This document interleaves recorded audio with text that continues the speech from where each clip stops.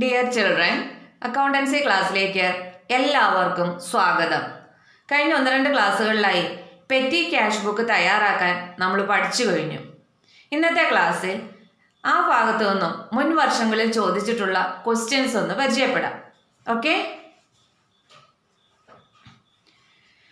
Question number 3. From the following particulars prepare an analytical petty cash book for the month of November 2018 under the Impress system.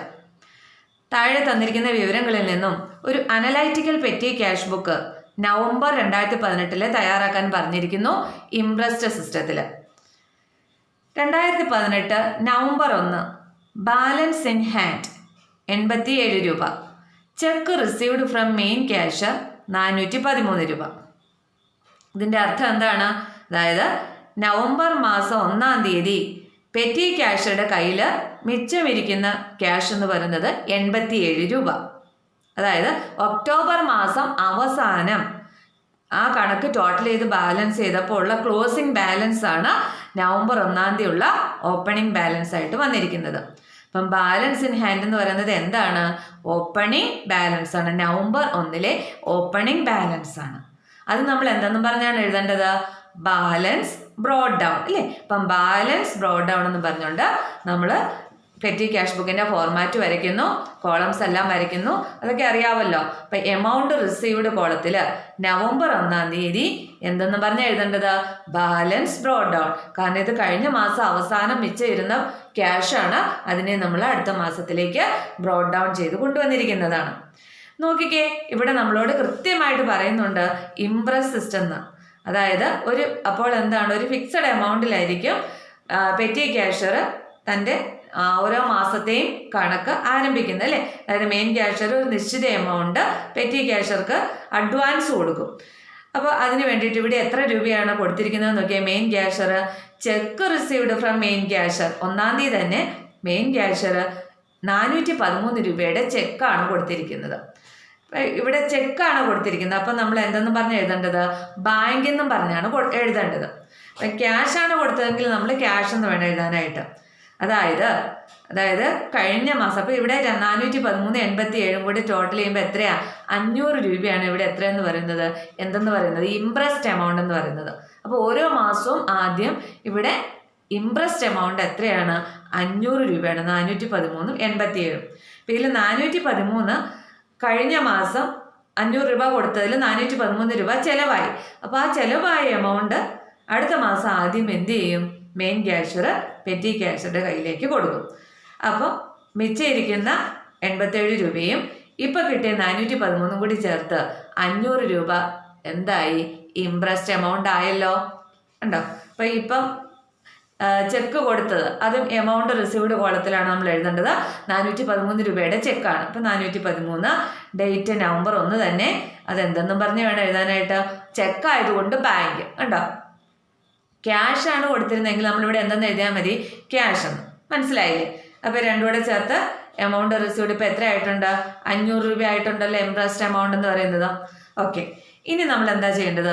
ഓരോ ട്രാൻസാക്ഷനും വായിച്ചിട്ട് നമ്മൾ ഓരോ പേയ്മെൻറ്റിനെ ഓരോ head of അക്കൗണ്ടിനെ നമ്മളൊന്ന് group ചെയ്യണം. അപ്പോൾ ഇത്രയും പേയ്മെൻറ്റ്സ് നടത്തിയിട്ടുണ്ട്. അപ്പോൾ ഓരോന്നിനും ഇത്രയും കോളം വെച്ച് നമുക്ക് വരയ്ക്കേണ്ട ആവശ്യമില്ല. നമുക്ക് ഒരേ നേച്ചറിനുള്ളതിനെ ഒന്ന് ഗ്രൂപ്പ് ചെയ്യണം. നോക്കിക്കേ, ഒന്ന് സ്റ്റാമ്പ് 3-ാം തീയതി സ്റ്റാമ്പ് പർച്ചേസ്ഡ് ഉണ്ട്, സ്റ്റേഷനറി ഉണ്ട്, പ്രിൻറ്റിങ് ചാർജസ് ഉണ്ട്, cartage, travelling expense, repairs, paper and pencil, telephone charge, ഇത്രയും വേണം. അപ്പോൾ നമ്മൾ ഓരോന്ന് വായിച്ചിട്ട് ഒരേ ഗണത്തിലേക്ക് ആക്കാവുന്നതിനെ നമുക്ക് ഒരു ഹെഡ് ഓഫ് അക്കൗണ്ടിലേക്ക് ആക്കാം. ഇവിടെ സ്റ്റാമ്പ് ഉണ്ട്. നമുക്ക് സ്റ്റാമ്പിൻ്റെ കൂടെ ചേർത്ത് വയ്ക്കാൻ പറ്റുന്ന എന്താണ്?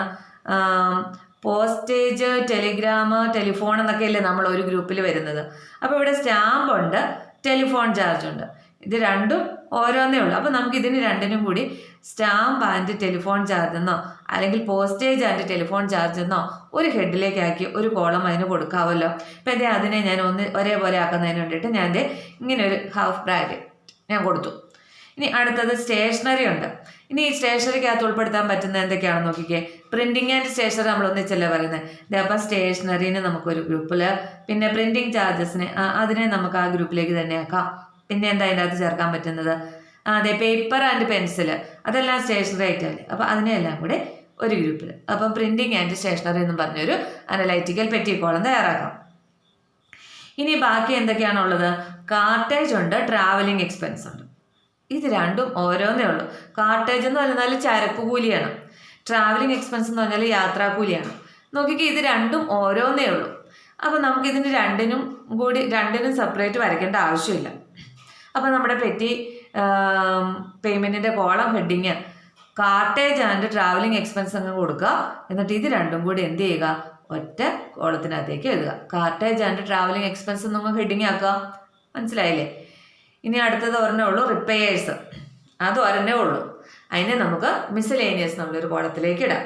ഇനി അല്ല റിപ്പയേഴ്സ് എഴുതിയാലും കുഴപ്പമൊന്നുമില്ല കേട്ടോ, ഒരെണ്ണമല്ലേ ഉള്ളൂ. അപ്പോൾ അവിടെ അപ്പോൾ അതിനെ നമുക്ക് മിസ്സലേനിയസ് അല്ലെങ്കിൽ സൺഡ്രി എക്സ്പെൻസ് എന്നൊക്കെ കൊടുത്തിട്ട് നമ്മളൊരു കോളം അതിന് തയ്യാറാക്കുക. അപ്പം ഇങ്ങനെയാണ്. അപ്പോൾ ഒരു അനലൈറ്റിക്കൽ പേയ്മെൻറ്റ് കോളത്തിന് അത്ര കൃത്യമായിട്ടുള്ള ഫോർമാറ്റ് ഒന്നുമില്ല. ഓരോ ഓർഗനൈസേഷൻ്റെയും നേച്ചർ ഓഫ് പേയ്മെൻറ്റ്സ് ബേസ് ചെയ്തിട്ട് ആയിരിക്കും അതിരിക്കുന്നത്. അപ്പം നമ്മൾ ശ്രദ്ധിക്കേണ്ട എന്താണ്? എമൗണ്ട് റിസീവ്ഡ് പരീക്ഷയ്ക്ക് ആൻസർ ഷീറ്റിൽ ഉണ്ടോ എന്ന് നോക്കുന്നത് എന്താണ്? എമൗണ്ട് റിസീവ്ഡ് കൃത്യമായിട്ട് രേഖപ്പെടുത്തിയിട്ടുണ്ടോ? അത് ഓപ്പണിംഗ് ബാലൻസ് ബി.ഡി എന്നാണോ? ക്യാഷ് റിസീവ് ചെയ്തിരിക്കുന്നത് രേഖപ്പെടുത്തിയിട്ടുണ്ടോ? ഇവിടെ ബാങ്ക് ചെക്ക് ആയതുകൊണ്ട് ബാങ്ക് എന്നാണ് അല്ലേ, അത് കൃത്യമാണോ? പിന്നെ payment column, total payment column ഉണ്ടോ? അതിലെല്ലാ പേയ്മെൻറ്റ്സും രേഖപ്പെടുത്തിയിട്ടുണ്ടോ? പിന്നെ അനലൈറ്റിക്കൽ പേയ്മെൻറ്റ് കോളമാണ് അതിൻ്റെ ഇപ്പുറത്തോട്ട് വരുന്നത്. ഇവിടെ ടോട്ടൽ പേയ്മെൻറ്റിൽ കാണിച്ചിട്ടുള്ള എമൗണ്ട് ഇവിടെയുള്ള കോളങ്ങളിൽ വന്നിട്ടുണ്ടോ? ഇവിടെയുള്ള ഏതെങ്കിലും ഒരു കോളത്തിൽ വരണമല്ലോ. പിന്നെ എല്ലാ പേയ്മെൻറ്റ്സും റെസിപ്റ്റും എമൗണ്ടുകളെല്ലാം ടോട്ടൽ ചെയ്തിട്ട് അതിനെ ബാലൻസ് ചെയ്തിട്ടുണ്ടോ? ഇതൊക്കെയാണ് നമ്മൾ ആൻസർ ഷീറ്റിൽ നോക്കുന്നത്. അപ്പോൾ എല്ലാ പേയ്മെൻറ്റ്സും നമ്മൾ അതായത് ഹെഡിലേക്ക് നമ്മൾ രേഖപ്പെടുത്തിയിരിക്കുന്നു. അപ്പം ടോട്ടൽ പേയ്മെൻറ്റ് ശ്രദ്ധിക്കണം. ടോട്ടൽ പേയ്മെൻറ്റിൽ എഴുതണം കറസ്പോണ്ടിങ് ആയിട്ട് അനലൈറ്റിക്കൽ പേയ്മെൻറ്റ് കോളത്തിൽ ഏത് കോളത്തിലാണ് വരുന്നത് ആ ഒരു കോളത്തിലേക്കും കൂടി നീക്കി എഴുതിയേക്കണം. ഇവിടെ എഴുതിയിട്ട് ഇവിടെ എഴുതാൻ വിട്ടുപോകരുത്, അല്ലെങ്കിൽ ഇവിടെ എഴുതിയിട്ട് ഇവിടെ എഴുതാനും വിട്ടുപോകരുത്. അത് ശ്രദ്ധിച്ചോളണം. പിന്നെ ടോട്ടൽ ചെയ്യണം. ടോട്ടൽ ചെയ്യുമ്പോൾ അറിയാമല്ലോ, ഡബിൾ ലൈനിട്ട് ടോട്ടൽ ചെയ്യണം. എന്നിട്ട് ബാലൻസ് CD, അതുപോലെ തന്നെ ബ്രോഡ് ഡൗൺ ചെയ്യുന്ന ബാലൻസ് അടുത്ത മാസത്തിലേക്കുള്ളത് അത് ബ്രോഡ് ഡൗൺ ചെയ്തിട്ട് അടുത്ത മാസം ഇംപ്രസ്ഡ് എമൗണ്ട് അല്ലേ, ഇംപ്രസ്ഡ് ആയിട്ട് സിസ്റ്റമാണ്. അപ്പോൾ എന്ത് ചെയ്യണം? ആ ചിലവാക്കിയ തുക അടുത്ത മാസം ആദ്യം തന്നെ മെയിൻ ക്യാഷയുടെ കയ്യിൽ നിന്നും പെറ്റി ക്യാഷ് റിസീവ് ചെയ്യുന്നതായിട്ടും കൂടി, അതായത് ക്യാഷ് ആയിട്ടാണ് കിട്ടുന്നതെങ്കിൽ ക്യാഷ്, അല്ലെങ്കിൽ ചെക്കാണെങ്കിൽ ബാങ്കിൽ എന്നുള്ള രീതിയിൽ അങ്ങനെ അതും കൂടി ഒന്ന് എഴുതി വെച്ചേക്കാം. അപ്പോൾ ഇനി ഇതാണ് ഒരു ക്വസ്റ്റ്യൻ ചെയ്യുന്ന വിധം. ഇനി നമുക്ക് മറ്റൊരു ക്വസ്റ്റ്യൻ ഡിസ്കസ് ചെയ്യാം. ഇത് മാറ്റിവെക്കാം. ഈ ക്വസ്റ്റ്യൻ ചെയ്യുന്നത് എങ്ങനെയാണെന്ന് നോക്കിക്കേ. Question number 14. In every organization, a large number of small payments of repetitive nature are there. എല്ലാ ഓർഗനൈസേഷനിലും ഇത്തരത്തിലുള്ള ചെറിയ പേയ്മെൻറ്റ്, പെറ്റി പേയ്മെൻറ്റ്സ് ഉണ്ട്. അത് ആവർത്തിച്ച് വരുന്നവയായിരിക്കും. To record this as a separate cash book is maintained called petty cash book. അപ്പോൾ ഇത് രേഖപ്പെടുത്തുന്നതിനാണ് നമ്മൾ എന്ത് തയ്യാറാക്കുന്നത്? പെറ്റി ക്യാഷ് ബുക്ക് തയ്യാറാക്കുന്നത്. Name the person who prepare this book. കണ്ടോ, ക്വസ്റ്റ്യൻ A. ഇത് തയ്യാറാക്കുന്ന ആളുടെ പേരെന്താ? എന്തെന്നാ പേര്? പെറ്റി ക്യാഷ് അല്ലേ. അപ്പോൾ A എന്ന് കൊടുത്തുകൊണ്ട് അതിൻ്റെ ആൻസർ ഇത് കൃത്യമായിട്ട് അവിടെ എഴുതണം. A എന്ന് കൊടുക്കണം. ഇനി അടുത്തത് വാട്ട് ഈസ് ഇംപ്രസ്ഡ്? എന്താണ് ഇംപ്രസ്ഡ്? ഇംപ്രസ്ഡ് എന്ന് പറഞ്ഞാൽ എന്താ ഞാൻ പറഞ്ഞു തന്നിട്ടുണ്ടല്ലോ. മെയിൻ ക്യാഷർ പെറ്റി ക്യാഷർക്ക് അഡ്വാൻസ് ചെയ്യുന്ന എമൗണ്ട് ആണ് അല്ലേ. അപ്പോൾ ഉണ്ടോ, the fixed advance amount given to the petty cashier at the beginning of the period. നമ്മൾ എത്ര കാലത്തിലാണ്, അതിപ്പോൾ 1 വീക്ക് ആണെങ്കിൽ ഓരോ ആഴ്ചയുടെയും ആദ്യമായിരിക്കും കൊടുക്കുന്നത്. 2 വീക്ക് ആണെങ്കിൽ ഓരോ 2 ആഴ്ച കൂടുമ്പോഴും ആയിരിക്കും ആ ഇൻട്രസ്റ്റ് എമൗണ്ട് അഡ്വാൻസ് ചെയ്യുന്നത്. മന്ത്ലി ആണെങ്കിൽ ഓരോ മന്തിൻ്റെ ആദ്യമായിരിക്കും. അപ്പം നമ്മൾ ചെയ്യുന്ന പീരീഡ് ഏതാണോ അതിനനുസരിച്ച് ആ പീരീഡിൻ്റെ ആദ്യം ബിഗിനിങ്ങിൽ അഡ്വാൻസ് ചെയ്യുന്ന എമൗണ്ട് ആണെന്ന് പറയുന്നത് ഇംപ്രസ്ഡ് എമൗണ്ട് എന്ന് പറയുന്നത്. ഇനി prepare a petty cash book from the following transactions of Nisha Associates for the month of January 2000. Under analytical form, given that impressed amount is 500. അപ്പോൾ നിഷ അസോസിയേറ്റ്സിൻ്റെ ജനുവരിയിലെ പെറ്റി ക്യാഷ് ബുക്ക് തയ്യാറാക്കാനാണ് ആവശ്യപ്പെട്ടിരിക്കുന്നത്. Impressed amount എന്ന് പറയുന്നത് എത്രയാണ്? 500 ആണ്. അപ്പോൾ നമുക്ക് ഇംപ്രസ്ഡ് എമൗണ്ട് എന്ന് പറയുമ്പം അതായത് മെയിൻ ക്യാഷർ പെറ്റി ക്യാഷർക്ക് കൊടുത്ത എമൗണ്ട് അല്ലേ, അതെന്ന് പറയുന്നത് എന്താണ്? ക്യാഷ് റിസീവ്ഡ് ആണ്. അപ്പോൾ നമ്മൾ എന്തെന്ന് പറഞ്ഞ് എഴുതേണ്ടത്? ക്യാഷ് റിസീവ്ഡ് എന്ന് പറഞ്ഞ് എമൗണ്ട് റിസീവ്ഡ് കോളത്തിൽ ജനുവരി 1-ാം തീയതി 500 രൂപ കാണിച്ചിരിക്കുന്നു. കണ്ടോ? ഇനി എന്ത് ചെയ്യണം? ഓരോ ട്രാൻസാക്ഷനും വായിച്ച് നോക്കിയിട്ട് ഏത് ഹെഡ് ഓഫ് പേയ്മെൻറ്റിലേക്ക് ആക്കണം എന്നുള്ളത് നമ്മൾ നോക്കണം. അപ്പം നമുക്കത് വായിച്ച് നോക്കിയിട്ട് ആ ഹെഡ് ഓഫ് പേയ്മെൻ്റ് ഒന്ന് കണ്ടുപിടിക്കാം. ജനുവരി 5-ാം തീയതി പോസ്റ്റേജ് ഉണ്ട്. ഇനി എന്താണ് അതിനകത്ത് കൊള്ളിക്കാൻ പറ്റുന്നത് നോക്കിക്കേ. Postage, refreshment, bus fare, courier charge, taxi fair, speed post charges, refreshment, postage. ഇപ്പം പോസ്റ്റേജിന് ഞാൻ ഇങ്ങനെ ഒരു മാർക്ക് കൊടുക്കുന്നു, ഒരു ബ്രാക്കറ്റ്. ഇനി അതിനകത്ത് കൊള്ളിക്കാൻ പറ്റുന്ന പോസ്റ്റേജ്, ഇതാ ഇവിടെ ഒരു പോസ്റ്റേജ് കിടപ്പുണ്ട്. പിന്നെ വേണമെങ്കിൽ ഇവിടെ ഒരു കൊറിയർ ചാർജ് ഉണ്ട് അല്ലേ? കൊറിയർ ചാർജ്, അതെവിടെ സ്പീഡ് പോസ്റ്റ് ഉണ്ട്, അത് നമുക്ക് പോസ്റ്റേജിലിടാം. പിന്നെ ഈ കൊറിയർ ചാർജ് മാത്രമേ ഉള്ളൂ. അപ്പോൾ നമുക്ക് അതിനെയും കൂടി എന്തെങ്കിലും സെൻഡ് ചെയ്യുന്നതിന് കൊടുക്കുന്നതാണല്ലോ. അപ്പോൾ കൊറിയർ ചാർജും കൂടി എന്ത് ചെയ്യാം? അതിലേക്ക് ആക്കാം. അപ്പം പോസ്റ്റേജ് ആൻഡ് കൊറിയർ എന്നൊരു ഹെഡിങ് കൊടുക്കുക. അനലൈറ്റിക്കൽ പറ്റിയ കോളം കണ്ടോ? പോസ്റ്റേജ് ആൻഡ് കൊറിയർ എന്ന് കൊടുത്തിട്ട് ഒരു കോളം മെയിൻറ്റെയിൻ ചെയ്യാം. ഇനി അടുത്തത് റീഫ്രഷ്മെൻ്റ് ഉണ്ട്. ഇവിടെ ഒരു റീഫ്രഷ്മെൻ്റ് ഉണ്ട്, ഇവിടെ ഒരു റീഫ്രഷ്മെൻ്റ് ഉണ്ട്, 2 എണ്ണം ഉണ്ട് അല്ലേ? അപ്പോൾ നമുക്ക് എന്ത് ചെയ്യാം? ആ റീഫ്രഷ്മെൻറ്റിനായിട്ട് അടുത്ത, അപ്പോൾ ഞാൻ ഇതിനൊരു 2 ബ്രാക്കറ്റ് കൊടുത്തു. റീഫ്രഷ്മെൻറ്റ് കണ്ടോ? റീഫ്രഷ്മെൻറ്റ് എനിക്ക് തിരിക്കാൻ എളുപ്പത്തിനാണ്. അപ്പം എന്താ? റീഫ്രഷ്മെൻറ്റിന് ഞാനൊരു കോളം വരയ്ക്കുന്നു. ഇനി എന്താണുള്ളത്? ബസ് ഫെയർ ഉണ്ട്, ടാക്സി ഫെയർ ഉണ്ട് അല്ലേ? അത് 2 കൂടി ഉള്ളൂ. അപ്പോൾ ഇത് രണ്ടും എന്താണ്? യാത്രാക്കൂലിയാണ് അല്ലേ? അപ്പോൾ ഇതിന് എന്തെന്ന് കൊടുക്കാം? ട്രാവലിംഗ് എക്സ്പെൻസ് എന്നോ അല്ലെങ്കിൽ ബസ് ആൻഡ് ടാക്സി ഫെയർ എന്നോ അങ്ങനെ എന്തെങ്കിലും ഒരു കോളം ഹെഡിങ് കൊടുക്കാം. അപ്പോൾ അതിനെ ഞാൻ ബസ് ഫെയറും ടാക്സി ഫെയറിനും ഒരു കോളം, ഇവിടെ ട്രാവലിംഗ് എക്സ്പെൻസ് എന്നാണ് എഴുതിയേക്കുന്നത്. അങ്ങനെ വേണമെന്നില്ല, ബസ് ആൻഡ് ടാക്സി ഫെയറിനൊന്ന് കോളം ഹെഡിങ് കൊടുത്താലും ഓക്കെയാണ്. ഇനി എന്ത് ചെയ്യേണ്ടത്?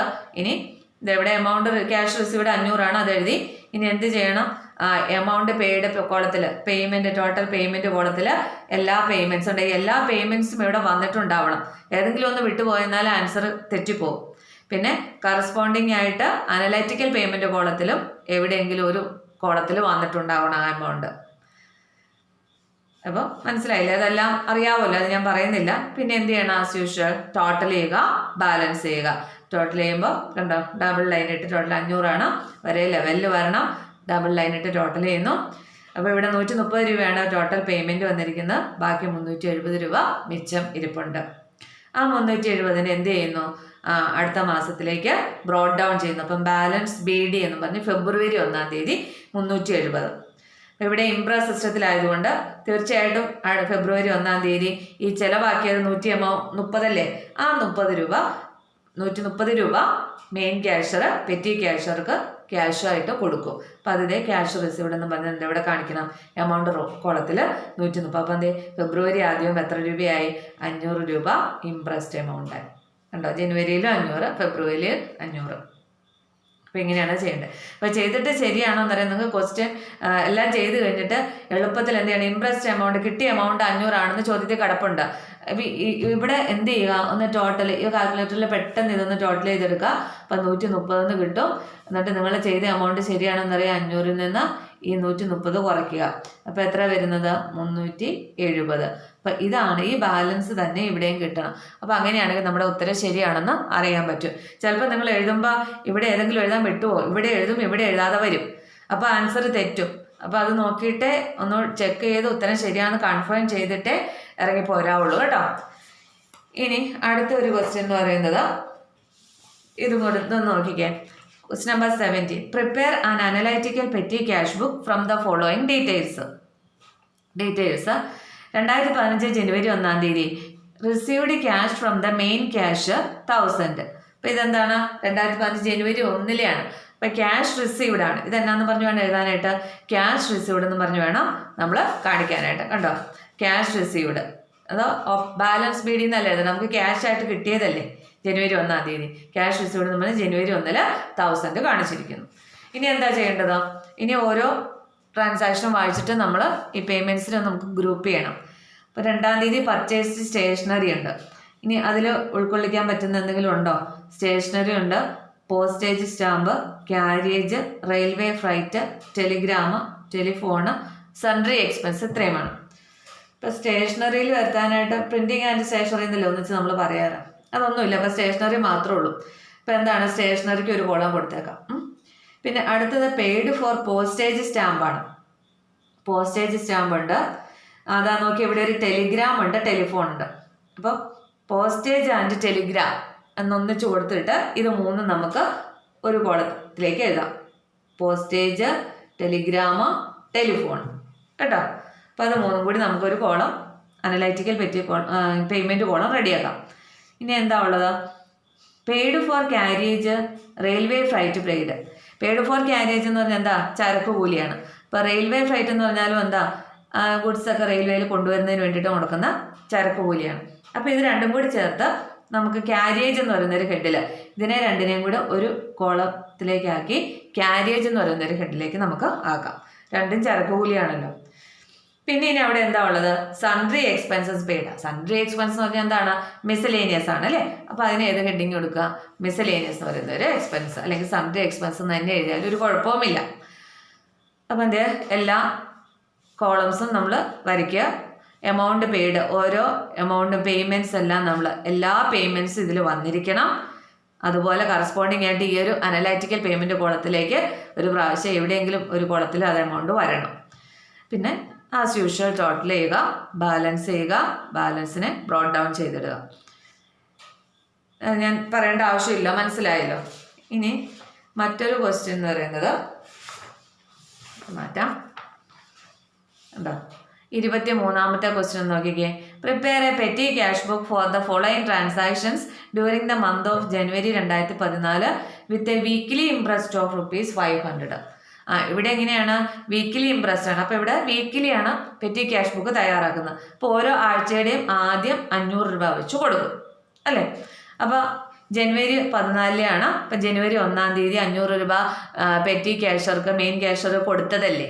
അപ്പോൾ ഇതെന്താ എഴുതേണ്ടത്, ക്യാഷ് റിസീവ്ഡ് എന്ന് പറഞ്ഞ് ജനുവരി 1-ാം തീയതി 500 രൂപ കാണിച്ചിരിക്കുന്നു. ഇനി ഓരോ പേയ്മെൻറ്റ്സും വായിച്ചു നോക്കിയിട്ട് അനാലിസിസ് നടത്തി ഏത് ഗ്രൂപ്പിലേക്കാണ് ആക്കേണ്ടതെന്നൊന്ന് നോക്കാം. ഇവിടെ നോക്കിക്കേ, പെയ്ഡ് ഫോർ ക്യാരിയേജ് ഉണ്ട്, ക്യാരിയേജ് ഉണ്ട്, STD charge, DTP charges, printing expenses, postages, pencils, taxi fare, tips to peon, charity given, ഇത്രയുമാണല്ലോ ഉള്ളത്. അപ്പോൾ നമുക്ക് ആദ്യം ക്യാരിയേജ് നോക്കാം. ക്യാരിയേജ് ഉണ്ട്, പിന്നെ ക്യാരിയേജ് എന്ന് പറയുമ്പോൾ നമുക്കറിയാം ചരക്ക് കൂലിയാണ്. പിന്നെ ചരക്ക് കൂലി ഒന്നും വേറില്ല. പിന്നെ ഇവിടെ ഒരു ടാക്സി ഫെയർ ഉണ്ട്. അപ്പോൾ ഇത് രണ്ടും വണ്ടിക്കൂലി കൊടുത്തിരിക്കുന്നതാണ്.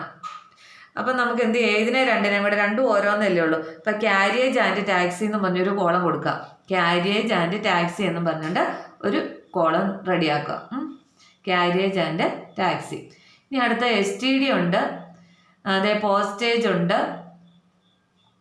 STDയും പോസ്റ്റേജും അതൊക്കെ വേണമെങ്കിൽ നമുക്ക് ഒരു ഗ്രൂപ്പിലേക്ക് ആക്കാം. STD പോസ്റ്റേജ് അതിനൊരു ഗ്രൂപ്പ് റെഡിയാക്കാം. പിന്നെ അതെ DTP charge, printing charge, pencil. അപ്പം ഇതൊക്കെ എന്താണ്, പ്രിൻറ്റിങ് ആൻഡ് സ്റ്റേഷനറിയിൽ കൊടുക്കാൻ പാടില്ല. ഇത് രണ്ടും പ്രിൻറ്റിംഗ് ആണ്, ഇത് സ്റ്റേഷനറി ഐറ്റമാണ്. അപ്പോൾ എന്ത് ചെയ്യുക, ഇതിനെ എല്ലാം എന്ത് ചെയ്യുക, പ്രിൻറ്റിംഗ് ആൻഡ് സ്റ്റേഷനറി എന്നുള്ളൊരു ഹെഡിലേക്ക് ആക്കുക. പിന്നെ എന്താ ഉള്ളത്, ടാക്സി ഫെയർ പറഞ്ഞു നമുക്ക്, ക്യാരിയേജ് ആൻഡ് ടാക്സി ഫെയറിലാണ്.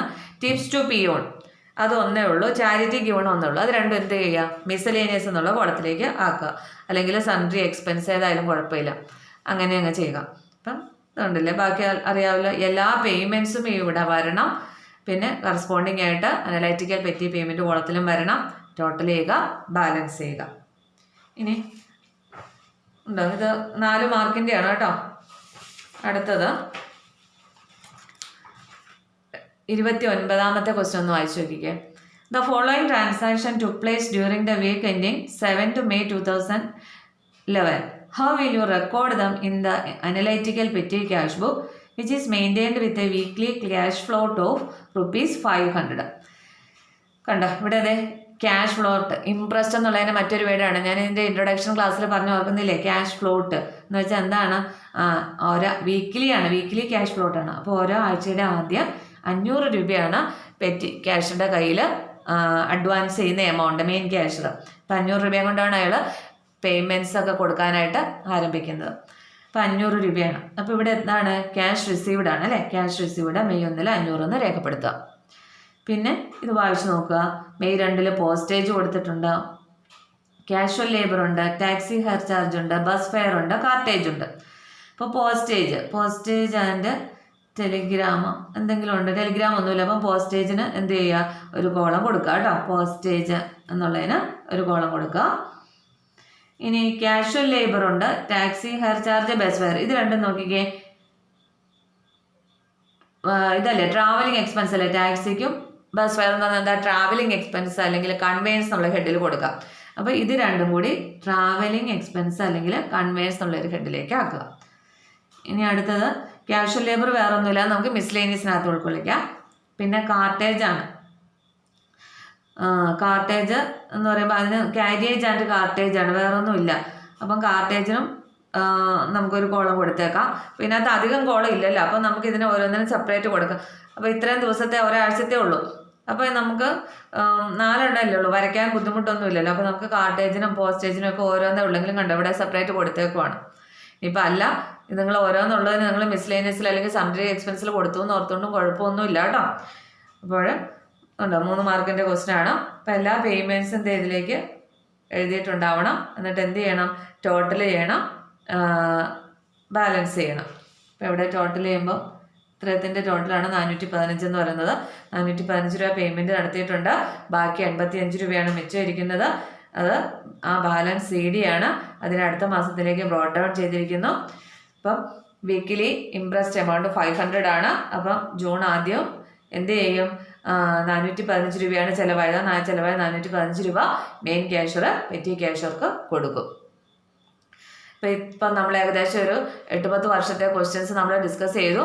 അതിൽ 5-6 ക്വസ്റ്റ്യൻസ് നമ്മളിപ്പോൾ ഡിസ്കസ് ചെയ്തു അല്ലേ. അപ്പം മിക്കവാറും തന്നെ ചോദിക്കുന്നതാണ്. വളരെ സിമ്പിളായിട്ട് നമുക്ക് മുഴുവൻ മാർക്ക് മേടിക്കാവുന്നതേ ഉള്ളൂ. ഇത് ചെയ്തു വെച്ചിട്ട് ഉത്തരം ശരിയാണോ എന്നും കൂടി ഒന്ന് കാൽക്കുലേറ്ററിൽ പെട്ടെന്ന് ടോട്ടൽ പേയ്മെൻറ്റും കിട്ടിയ എമൗണ്ടിൽ നിന്ന് ടോട്ടൽ പേയ്മെൻറ്റ് മൈനസ് ചെയ്ത് നമുക്ക് കിട്ടിയ ഈ ബാലൻസ് ശരിയാണോ എന്ന് കൺഫേം ചെയ്തിട്ടേ ഇറങ്ങി പോരാവുള്ളൂ. അപ്പോൾ ഇന്നത്തെ ക്ലാസ്സിൽ ഇത്രയും മതി. അപ്പോൾ അടുത്ത ക്ലാസ്സിൽ വീണ്ടും കാണാം. ബൈ.